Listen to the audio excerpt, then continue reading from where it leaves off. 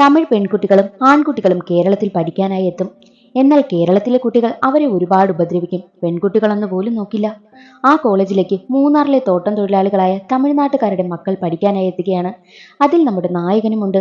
എന്താണ് ആ കോളേജിലെ പ്രശ്നം? കോളേജിലെത്തിയ ശേഷം നായകൻ എന്തൊക്കെ പ്രതിസന്ധികൾ നേരിടുന്നു എന്നൊക്കെ അറിയാൻ എങ്കിൽ നമുക്ക് വേഗം സിനിമയുടെ കഥയിലേക്ക് കടക്കാം. സിനിമയുടെ തുടക്കത്തിൽ നായകനായ കതിരേശിനെ കാണിക്കുന്നു. കതിരേശന്റെ കുടുംബമെല്ലാം കേരളത്തിൽ മൂന്നാറിലെ തേയിലത്തോട്ടത്തിലാണ് ജോലി ചെയ്യുന്നത്. കതിരേശനും അവരോടൊപ്പമുണ്ട്. അവന്റെ അമ്മയൊക്കെ ഒരുപാട് കഷ്ടപ്പെടുന്നുണ്ട്. തമിഴ്നാട്ടുകാരെ അടിമയെ പോലെയാണ് ഇവിടെ കാണുന്നതും. അതെല്ലാം മാറണമെങ്കിൽ നന്നായി പഠിച്ചൊരു ജോലി വാങ്ങണമെന്ന് തീരുമാനിച്ച കതിരേശനും കൂട്ടുകാരൻ സെൽവനും പാലക്കാട് ഒരു കോളേജിൽ BA ഹിസ്റ്ററിക്ക് ആപ്ലിക്കേഷൻ അയക്കും. അവർക്ക് സീറ്റും കിട്ടുകയാണ്. അവരോടൊപ്പം എസ്റ്റേറ്റിൽ ജോലി ചെയ്യുന്ന മറ്റുള്ള പയ്യന്മാരും പഠിക്കുവാനായി തീരുമാനിക്കും. അങ്ങനെ അവർ കോളേജിലേക്ക് പോവുകയാണ്. ആ കോളേജ് രാഷ്ട്രീയ പ്രവർത്തനങ്ങളുടെ കേന്ദ്രമായിരുന്നു. അവിടെ 2 പാർട്ടികളുണ്ട്, KSU, SFI.